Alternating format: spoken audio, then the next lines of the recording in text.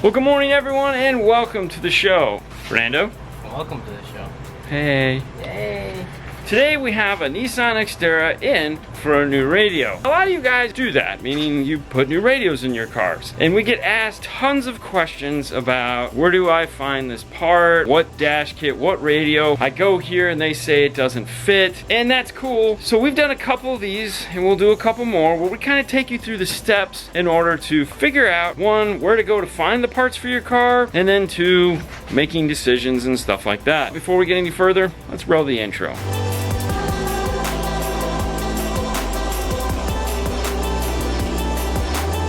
Now, one of the biggest factors in deciding what radio to go with always comes down to the number one thing. And you know what that is, Fernando? No. Price. Ooh.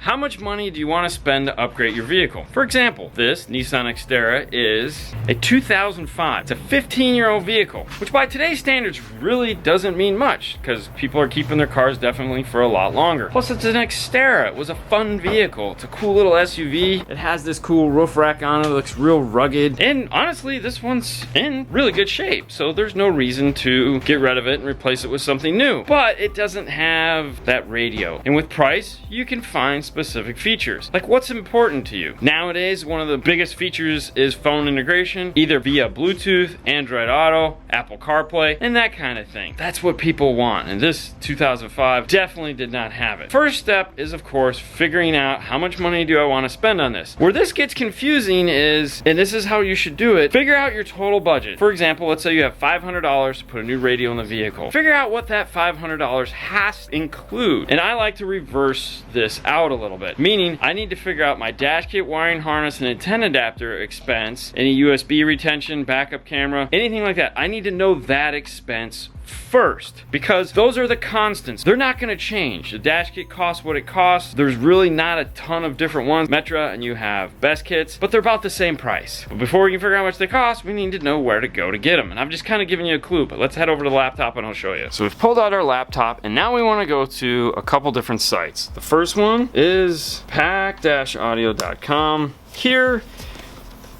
we select our make, Nissan, our model, Xterra, and our year, 2005, and then search. As we scroll down, radio replacement interface, this is for Bose, we don't have that. Steering wheel control adapters if needed. Our car has controls, but not for the radio. While we're in here, we'll also check. This one does not have Bose, clearly doesn't have a backup camera, and there is, according to this, no satellite radio installed. Moving on, dash kit. Do we want to do a single DIN or a double DIN? Definitely want to do a double DIN. For this, the BK-NDK 730 would be something we'd be interested in. Then we have a harness we're going to need, which is the BHA 7550. This is a BHO, which means this plugs into the factory harness. We don't need that. And we know we don't have a factory amplified stereo. That means we want this one. It could possibly need an antenna adapter, so we'll add that into the expense of our installation, but we'll double check once we get the radio out of the dash. And if we're going to replace speakers or not, we may also want to get some speaker adapters. And those are the three basic pieces we'll need for this car. This isn't the only website we're going to try. We'll head over to the next one,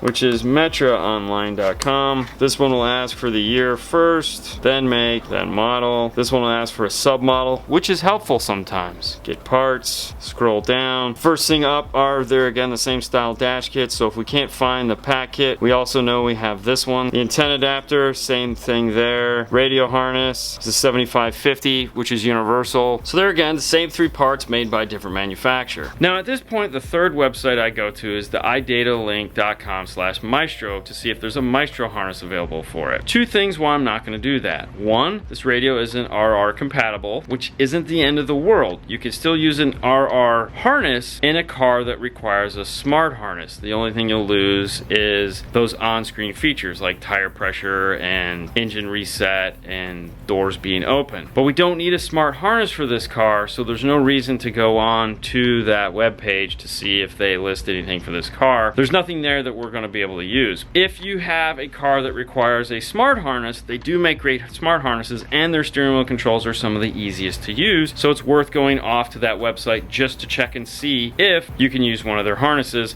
But that's something to think about in the price of the radio. For example, let's say this was a GM or a Ford that requires a smart harness. Going to their site and seeing what's available for you, meaning like in a Ford, sometimes you can't get tire pressure, like it just says low tire. With an RR harness, it'll tell you which tire is actually low. That's pretty cool. That's definitely an upgrade to the vehicle, and it would be worth buying that harness for. You'd want to go check and then add that into your expense of how much money you're spending on the radio. For this install, we've opted to go with what we stock, which is the best kits parts. We went with the BK NDK 730, the BAA 9 antenna adapter, and the BHA 7550 wiring harness. Opening the bag for the kit will give us the instructions. No matter whose instructions they are, whether it's one of the other two brands or this one, they do give you instructions on how to take the dash out. Now, if you're a visual guy and you like to see specifically step by step, Metra offers amazing how-to instructions as far as visually. They give you part by part pictures in order to take the dash apart, whereas Best Kits just gives you this area here, which is a brief tutorial, meaning you got to read it and figure out how to do it. But let's hop into the car and we'll show you how to do it. Now, of course, we always try to give you as much information about a car as possible,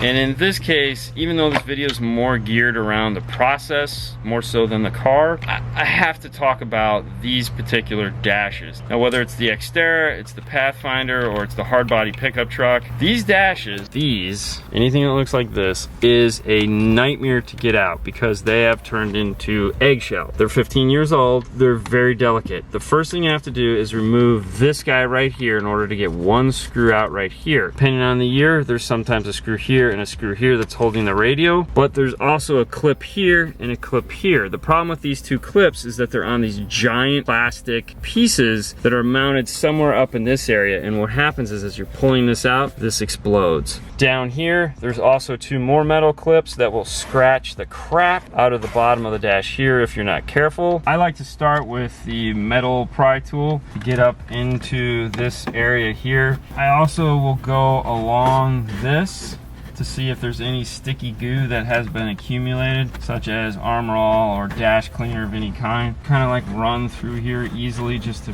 break any of that up. As you can see, I'm getting all kinds of just black crap, yay. This lip here is where I want to start, just to kind of get going. Clips are on the side here and here, so once I get one corner up, I can kind of move over to these.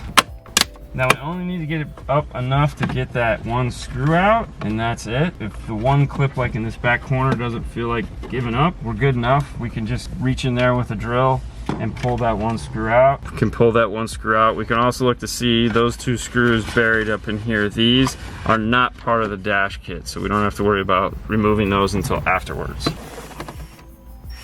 If this radio manages to come out, meaning these clips come with the dash, which we're hoping they do, I strongly recommend not replacing this screw because there's no reason to pull this back apart if that screw's not there, which will save you the headache of running the risk of breaking it. For this, start in the back of the dash, do the same thing, just kind of and pray. It's the easiest way to do it.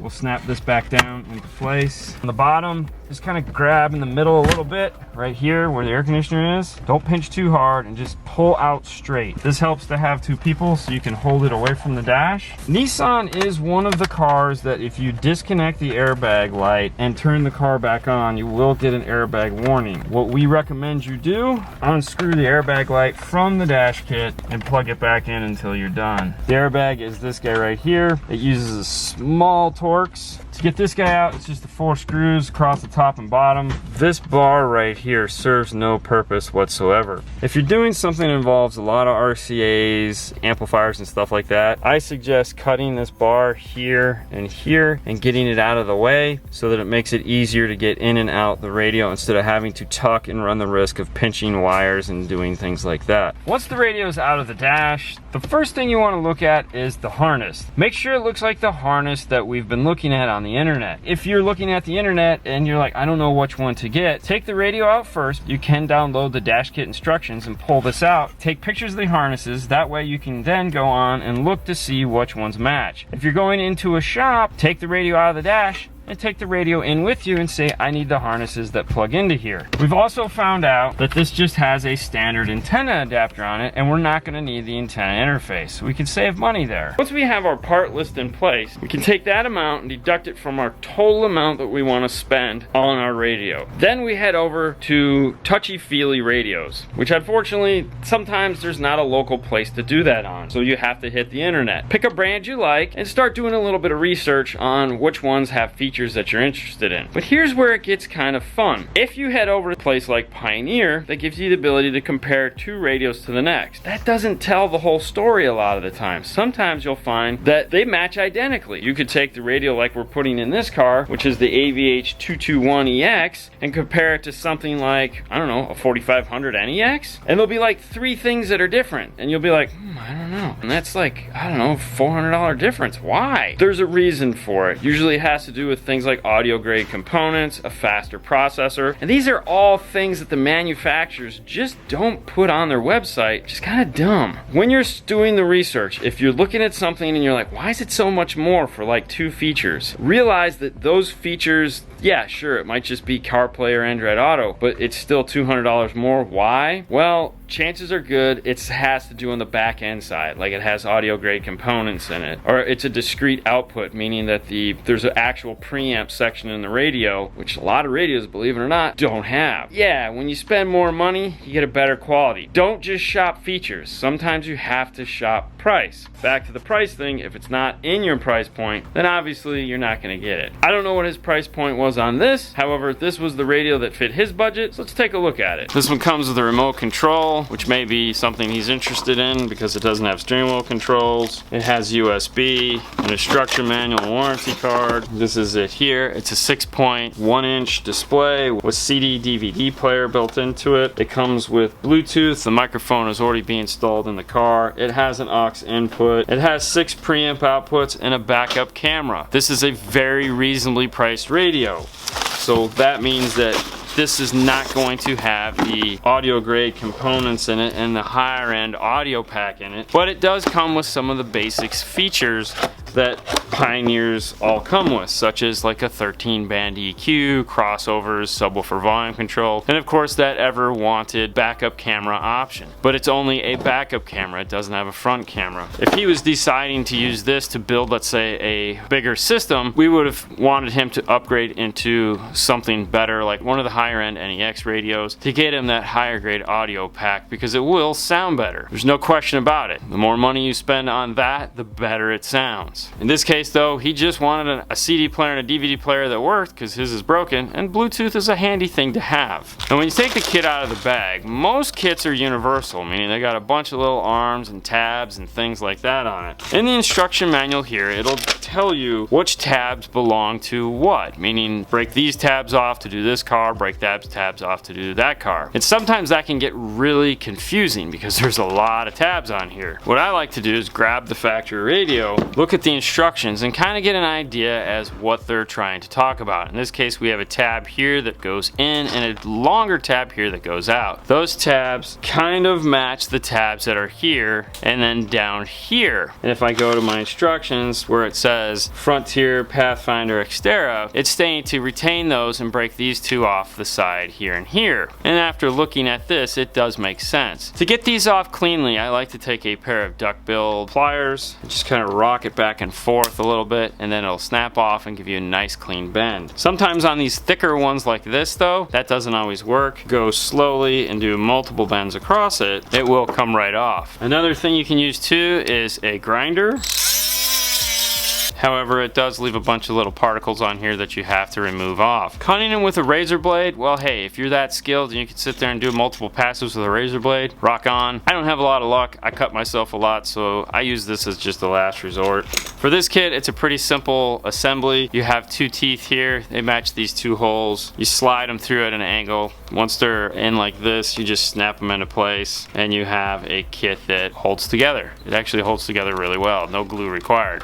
Repeat the process on the other side. Once the two arms are put on, slide it over the face of the radio, screw it into place. When screwing the radio brackets in place, I always recommend using a screwdriver and not a cordless drill. You don't need to go all crazy on these. They're small screws. You only have to turn them like 4 or 5 times before they're super tight. And it gives you the ability to better line up the dash kit so that you don't have any gaps or spacing in the way. That is all set and ready to get into the car now. As we said, we didn't need the antenna adapter. An antenna adapter is costing between 10 to 15 bucks. That means checking to see if you need one could bring you up from one radio model number all the way up to the next one, because 10 to 15 bucks with as many model radios are out there, that's a big investment in money. It doesn't hurt to pull out the dash just to check and see. If you've never seen a wiring harness before, it's a rainbow of colors, but each color has a distinct thing that it needs to do, and your wiring harness for your radio will have the same. Now, depending on which radio you go with, there are things that you will need to make sure your wiring harness has, or you're gonna have to go find them. Things included in the list you may have to go find are reverse triggers. If it's not a smart harness, which this is not, and this car was adding a backup camera, we would have to go off and find the reverse light trigger in order to retain the backup camera. In some situations, though they have changed most of them, there's another feature called VSS, or Vehicle Speed Sense, that has to do with Android Auto, Apple CarPlay. Now, most radios have pushed updates to where this feature is no longer needed. However, if you haven't done those updates, or if it's still not functioning properly, you may also have to go find a VSS wire. Other than that, this is going to have the basic things we need in order to install a radio. And those are red, which is accessory or key, black, which is ground, yellow, which is constant 12 volts. Let's go back to this ground here for a second. Because it is a Nissan, most Nissans grounds, well, they're actually not there. Even though it's pinned here, that doesn't mean it's actually pinned on the other side. Plan on running yourself a ground for that. Most of the time in the Nissans, the ground are gotten through screwing the radio into the metal dash, and that will provide the ground for the radio. Our radio isn't going to do that because we're using a plastic kit. Therefore, it's just easier to run your own ground. Orange is going to be illumination. Blue is going to be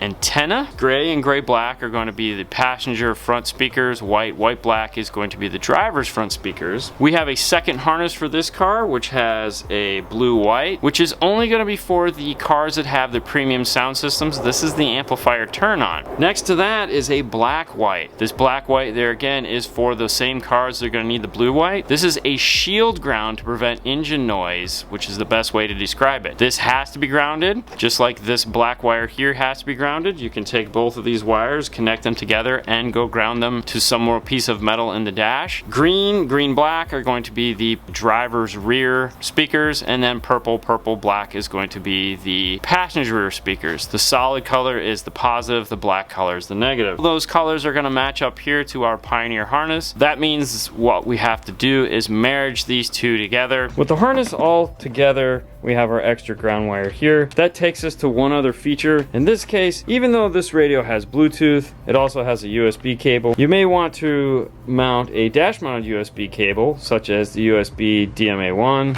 which is this guy right here. It flush mounts. However, your car may already have a factory USB cable. That would also be listed when we were looking at parts for the radio, so that might be something you'd want to add in as well. Well, with the harness wired up, our USB in, our Bluetooth mounted up here by the mirror, that means we can put this radio into the dash and take a listen and see how it sounds. Let's take a listen.